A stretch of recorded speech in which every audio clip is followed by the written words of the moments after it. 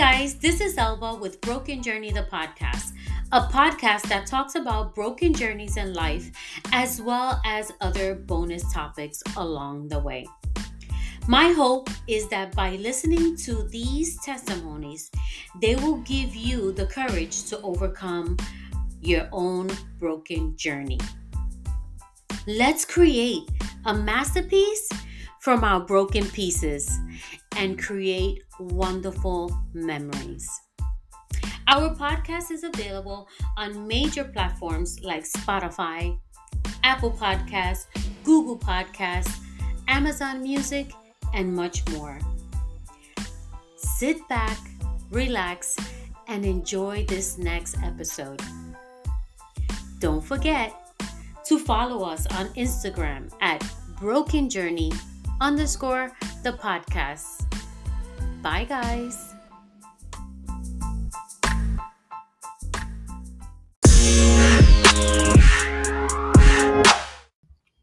Hey guys, welcome back to Broken Journey, the podcast. I am your host, Elba. Thank you so much for joining me today. I hope that you're having a wonderful day so far. So, guys, have you heard my previous episode, Vision 2024? If you haven't heard that episode, go back and listen to that one and then come back and listen to this one.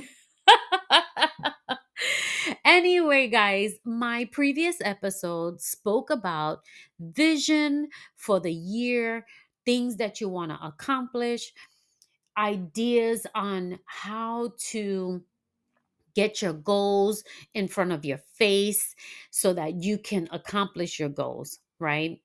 And so this episode, I wanted to piggyback off of that episode, Vision 2024. And if you're listening to this episode in January, hey, you got a lot of time. If you're listening to this episode later on in the year, hey, you got a lot of time. Your vision doesn't have to be a calendar year. It can just be from the day you start to the next year, that same day, right? And so basically, if you start in March of 2024, your end goal is March of 2025, right? That's basically what I mean. But anyway, this episode is about journaling, right? And you might be saying, what is journaling? Maybe you know what journaling is. Who knows? But anyway, I'm going to give you an explanation of what is journaling. Journaling is the practice of regularly recording your personal thoughts, your reflections, and your experiences in a written or digital format. It is the form of self expression that involves putting your thoughts and your feelings on paper. And again, with technology nowadays, people are doing this on their tablet, they're doing this on their computer, they're doing it on their phones. I personally still use a notebook and I write stuff in a notebook, right? And it helps me to go back and check on, you know, what happened a couple of months ago. So when I was doing research regarding journaling, I didn't realize that there were so many ways to journal. Now, I'm not going to get into all of them, right? Because then we will be here forever. And yeah, that's not going to happen. I don't want you to get bored. Anyway, guys. So I, again, was researching and I'm going to give you the 5 most common types of journaling. The first one is personal journaling. This type involves recording your daily events, your thoughts, and your feelings. And it serves as a personal note of your life's experiences, right? Then we have number 2, a reflective journal. This focuses on self reflection. This type of journaling involves exploring and analyzing your personal experiences, your emotions, and your reactions. It can also help you gain deep insight into yourself, right? And when you think about that, sometimes life happens and you will explode, right? There might be something that triggered you to explode on someone, right? And so with this journal, you can write down what happened, what your reaction was, and how you felt about that specific situation. And then think about what you could have done better, during that episode, right? That happened to you. Anyway, number 3 is a gratitude journal. This type of journal is for you to write down things that you are grateful for each day. It is a positive practice that can enhance your well being by looking at what you are grateful for. And a friend and I were having a conversation about being grateful that here in Florida, it has been really cold the past few weeks. And it's not the norm, right? 35 degrees here is not the norm. Okay, it's not. And now I'm originally from New York and I know what those winters are like. So don't come at me. Don't come at me. I know what those storms are like. I know what that cold is like. And that's why I live here in Florida. I don't want to have to deal with that cold. But anyway, we were talking about being grateful that, we work from home, that we don't have to go out on those very cold days, and that we have a home that we can turn on the heater, right? There's so many people out there who are homeless. And so, that was something that I could have written in a journal for gratitude, right? Anyway, we're going on to number 4, a creative journal. This journal is combining writing with art, doodling, or creative expressions. And, it allows you to express yourself in a more visual, engaging way. And I feel like this journal is more for people who are artistic, right? Where they are writing, they are drawing things that helps them express how they feel. Then there's number 5, which is a goal journal. This type of journal helps you to plan and document your process towards achieving your specific goals, right? And again, I spoke about that in my previous episode. And, tracking your goals is very important because sometimes you're on autopilot and you're working towards that goal. You're looking at the big picture and you're not looking at the small progress, right? And that's something that we have to look at because this will keep us motivated, right? It'll keep us motivated saying, hey, I did accomplish that one thing out of the 10 things that I have. So let me go back and write, this has been completed, right? Now, what are the benefits of journaling daily? So, the benefits of journaling daily can offer various benefits from mental, emotional, and even physical well being. And so, I have some potential advantages of journaling on a daily basis. Number 1, emotional release. This is good for processing your emotions, right? Not every day is going to be a happy day. Not every day is going to be a good day, right? And sometimes, there are things in life that hit you like a damn brick, right? Like, for instance, a unexpected death in the family or an unexpected financial burden, right? That you weren't expecting to happen and all of a sudden, boom, right? These emotional releases helps you to write it down and let it go, right?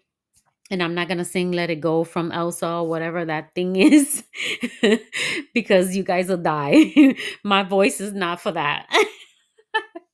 Anyway, number two, clarity and insight, right? This allows you to gain insight into your thoughts and your behaviors. Again, when it comes to gratitude, when it comes to reflecting on things that, happen to you, this will help you to gain clarity on how you behave towards these situations, right? Number three, your goal setting and your planning. This gives you clarity, it gives you motivation, and it helps you to stay focused on your goals because it's important that you don't give up on your goals. It's very important that you don't give up on your goals. And I'm telling you, it's very important you don't give up on your goals. Do what you got to do. Number four, problem solving. This helps you with difficult situations, and it can even help you with resolutions to those situations, right? Again, like I said, if you have a situation where you have an old car and you've gone through maintenance, you've done what you need to do, but it still broke down and you don't have money to go and buy a new one, right? So you feel frustrated, you feel angry. What can I do about it? So write it down, and maybe you can think about, hey, maybe I can carpool with somebody, for people who don't have access to, the transit system, right? Because I know here in Florida, there are some areas where, they don't have the buses, or when you do have the bus, you got to wait 30, 45 minutes for the next bus to come. And if you miss that one, you're shit out of luck, right? But anyway, um, maybe there's potential solutions where you can ask a coworker, can you ride with them for a week or so and, give them gas money, right? Don't be freeloading. Don't be freeloading, okay? You need to help that person if they're helping you. Anyway, number five, your creativity. This helps generate new ideas. This is especially great for artists, for poets, for authors. This helps in brainstorming new ideas. This can also be helpful for people who have businesses, right? Where you are thinking of new things to enhance your business. You're thinking of new, let's say, designs for your business. Those are very good for your business. And then again, like I said, for artists, poets, authors, where they're brainstorming new ideas. Number six is a gratitude practice. This allows you to focus on the good things in your life. I've learned to be grateful for things that are positive in my life. And I've learned to write down those positive things. It's important to remember that, yes, there are situations that happen, but we also have to remember that there are people who are worse off than we are. So we have to be grateful for the things that we currently have so that we can be blessed with additional, right? And then number seven is self reflection. This helps with personal growth and self improvement. Again, being grateful for what you currently have so that you can be blessed with more, right? Because when you're not grateful for what you have, you're not going to get more, right? Because you're not appreciating what you have already, right? Like I have a car that's running right now. I am grateful that I have that car. I am grateful that I have a place to sleep. I am grateful that I have food on my table. I am grateful that I have clean running water, right? There are so many things that you can be grateful for. Grateful that I can see. Grateful that I can hear. Let's not go into the big things, right? Let's look at these little things. I'm grateful that I can walk. I'm grateful that I can write. I am grateful that I understand things. I am grateful that I can read. There are so many people who don't know how to read in this day and age, right? Because they have a learning disability and it's not being taken care of, right? So, those are some of the little things to be grateful for and self reflect on some of those things, right? And now there's number 8, which is memory improvement. Going back, like I said before, and reading previous entries can help you with your sense of reflections, right? And, let's say you had a bad time in your life and how you were able to overcome that, right? Because a lot of times when we are in the storm, we don't know if we're going to come out of it, right? And just know that if you right now are in a storm, if you right now are going through a difficult time, know that you're going to be able to get out of that. Keep focus on what is positive and keep telling yourself, this too shall pass. Okay, number 9 is stress reduction. Putting your stress on paper can help you calm you down and relax your mind. I know that in a previous job that I was at, I was so stressed from the overwhelming work that I had because we went from a department of 3 to a department of 1, and I was the lucky person to work 3 jobs. And now I am going to say that I was grateful that I was not released from my position because Lord knows I was in a lot of debt and I needed that income. And, you know, when I look back on it, I am grateful that I was able to stay. Was I grateful for the stress? No, I wasn't. Did I handle it well? Sometimes yes, sometimes no. But again, I was grateful that I still had my job, that I was able to pay all my bills and have extra so that I can put away and get out of debt. So, anyway, that stress reduction is very helpful. Number 10, and this is the final one, it improves communication skills. Being able to communicate well is very important.